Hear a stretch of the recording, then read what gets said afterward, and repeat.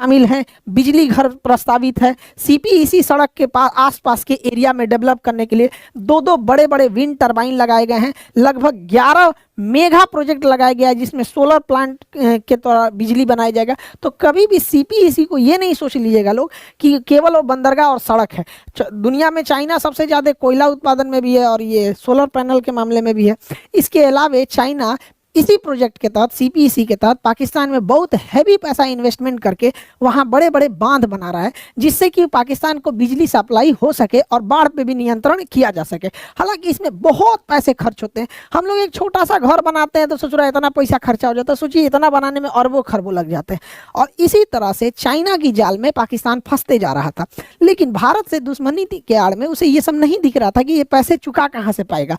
और चाइना ने इस सीपीईसी प्रोजेक्ट के आड़ में हर एक चीज कब्जा करते गया, यहाँ पर इतना कर्जा दिया। उसके बाद बात आई इस बंदरगाह की, तो पाकिस्तान के लोग इस बंदरगाह को ऐसा ना बताते हैं जैसे लगता है कि ना यहीं पे सीधे फरिश्ता उतरेंगे लोग कि दुनिया का सबसे गहरा बंदरगाह, दुनिया का सबसे बड़ा बंदरगाह। चुप, झूठा कहीं का, दुनिया का सबसे बड़ा का बंदरगाह। देखिए ग्वादर बंदरगाह की गहराई कितनी है, तो भैया 14 मीटर। दुनिया का सबसे गहरा बंदरगाह 14 मीटर। भाई एम्स्टर्डम बंदरगाह जाओ, 80 मीटर गहरा है, 14 मीटर जाएंगे। अडानी का बंदरगाह, मुंद्रा बंदरगाह, अदानी का मुंद्रा बंदरगाह, इनसे ज्यादा गहरा है, 16 मीटर है। दुनिया का सबसे बड़ा बकलोले है सब पूरा करा है सब। दुनिया का सबसे बड़ा हमारा बंदरगाह बनेगा ग्वादर बंदरगाह। 3 गो बर्थ है, 3 गो प्लेटफॉर्म। जैसे रेलवे जहाँ लगती है प्लेटफॉर्म बोला जाता है, ट्रेन लगती है, तो पानी वाली जहाज रहती है बर्थ। ये ससुरा कहीं का 3 गो प्लेटफॉर्म बना कहेगा दुनिया का सबसे बड़ा है। 3 गो बर्थ है यहाँ पर, 3 जगह जहाज लगती है, 3 गो बर्थ है। जबकि अडानी जैसा एक कंपनी है उसका मुंद्रा बंदरगाह पे 30 गो बर्थ है। तो अडानी कभी चिड़ैबे नहीं करता है कि हमारा सबसे बड़का, बिना मतलब खुश हो जाते हैं। सभी 1947 में जी रहा है सब पाकिस्तान वाला। सिंगापुर में 250 बर्थ है, 250 जहाजें एक साथ लगती हैं पानी वाली, फिर भी वो दुनिया का सबसे बड़ा नहीं अपने आप को हल्ला करता है। बकलोल है ससुराल, सब कुछ हल्ला कर देता है। लेकिन हाँ, ग्वादर बंदरगाह की एक ही चीज अच्छाई है कि वह स्ट्रेटेजिक रूप से बहुत महत्वपूर्ण जगह पे उसका लोकेशन है। इसलिए भारत इसे काउंटर करने के लिए इससे 170 किलोमीटर की दूरी पर चाबहार बंदरगाह डेवलप कर रहा है। और यहाँ से जाहेदान तक रेलवे लाइन से हम लोग कंधार काबुल तक भले पहुंच सकते हैं, इसी के पैरेलल जा सकते हैं। हालांकि वहाँ पे भी देख रहे हैं तो अफगानिस्तान में तालिबान आ गया तो प्रोसेस थोड़ा डिले हो गया। तो ये हो गया आपका ग्वादर बंदरगाह। यहाँ पर पाकिस्तान इस सीपीईसी प्रोजेक्ट में, जिसमें ये बंदरगाह भी शामिल था, ये सड़कें भी शामिल थी, इसके अलावा बिजली घर, पन बिजली परियोजना, thermal power plant, solar power plant, industrial area, multinational cities कई जो बनाया गया था, उसके लिए पाकिस्तान ने चाइना से कर्जा लिया। 5 लाख करोड़ रुपया कर्जा लिया। इससे ऐसा ना कर्जा लिया सर कि जीरो लिखते लिखते गायब हो जाएगा। और चाइना को ये बात पता था कि इन लोग से कहियो 5 लाख रुपया कर्जा नहीं दिया पाएगा तो ये बंदरगाह हथिया लेगा। जैसे श्रीलंका नहीं दे पाया तो चाइना ने कहा ठीक है मत दो श्रीलंका, तुम्हारा ये हम्बन टोटा बंदरगाह हम 99 साल के लिए ले लेते हैं। वैसे ही इन लोगों से भी नहीं दिया पाएगा पैसा कहियो तो इन लोग से भी कहेगा ठीक है हम तुम्हारा ये ग्वादर बंदरगाह ले लेते हैं, भूत उतर जाएगा इन लोग का। 5 लाख करोड़ कर्जा लिया है। अच्छा, इसके पास विदेशी मुद्रा कितना है, इसके पास पैसा कितना है? पाकिस्तान के पास 40,000 करोड़। पाकिस्तान के पास है कितना? 40,000 करोड़। कर्जा ले ले 5 लाख करोड़ का, केवल सीपीईसी के लिए कर्जा लिया है 5 लाख करोड़ का। अभी दुनिया से अलगे लिया है ये 40,000 करोड़। बिहार राज्य का शिक्षा बजट है 40,000 करोड़। हमारे बिहार में, भारत में नहीं, केवल बिहार में मास्टर लोग की सैलरी, मिड डे मील, सरकारी योजनाओं में जो शिक्षा बजट है वो 40,000 करोड़ है।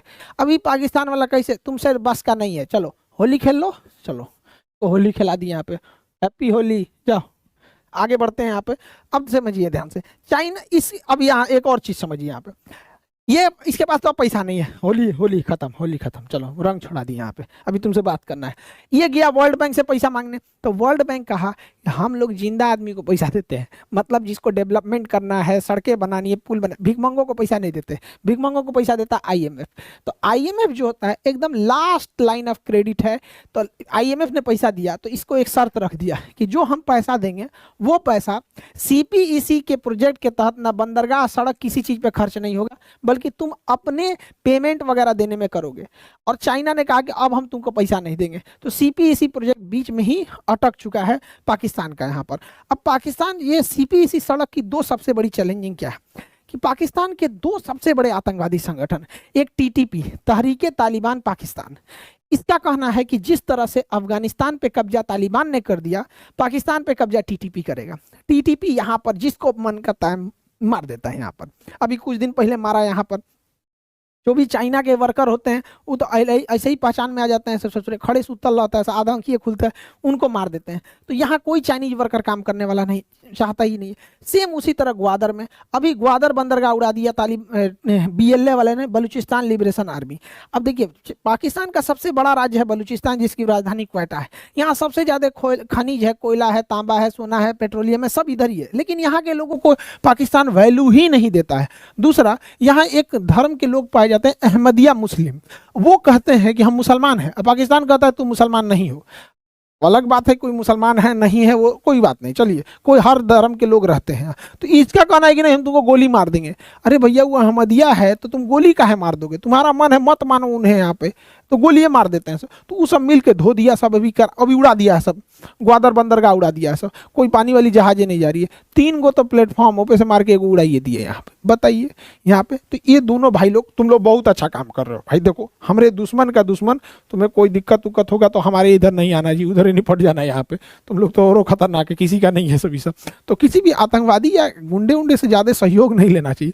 हाँ मार रहा है तो ठीक है भाई, हमारे लिए तो अच्छा ही कर रहा है। यहाँ पर हम लोग को मारना रहेगा तो सेना लेके जाएंगे यहाँ पे। लेकिन टीटीपी और बीएलए ये नाक में दम कर दिए सब पाकिस्तान के। चाइना यहाँ से भाग गया, उसके पूरे वर्कर भाग गए यहाँ से, कहें कि हम यहाँ ड्यूटी नहीं करेंगे। और चाइना का ये सीपीईसी प्रोजेक्ट 200% फेल हो गया यहाँ पर। और चाइना में अभी रिसेशन चल रहा है, वहाँ पैसा ही नहीं है। लगभग चाइना को रिकवर होने में 3 साल लगेंगे और 3 साल में ये प्रोजेक्ट पूरी तरह से तबाह हो जाएगा। तो ये तो हो गया भैया चाइना का हाल। चाइना आखिर यहाँ आया क्यों था, चाइना का इतना पैसा डूबा क्यों? एक्चुअल चाइना का यहाँ बहुत बड़ा प्रॉफिट था।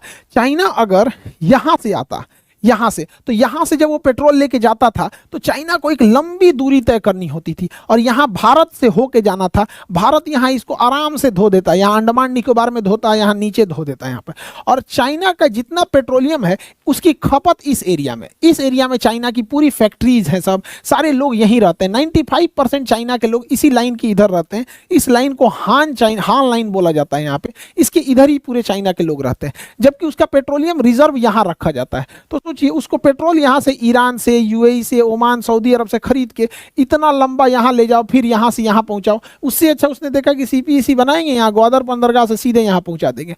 तो यहाँ तो बहुत अच्छा जगह था उसका यहाँ रखने का, क्योंकि पहाड़ों के बीच में ही पेट्रोल को रखा जाता है। टंकी उंकी बनाने की जरूरत नहीं, पहाड़ों के बीच में ही सुरंग बना के उसी में रख दिया जाता है।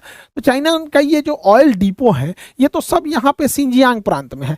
अगर भारत यहाँ से अटैक कर दिया तो पूरा फ्यूले उड़ जाएगा। तो भारत ने क्या किया, इस सिंजियांग प्रांत में चाइना का जो ऑयल डिपो है इसको काउंटर करने के लिए तजाकिस्तान में एक सैन्य अड्डा ले लिया। तजाकिस्तान में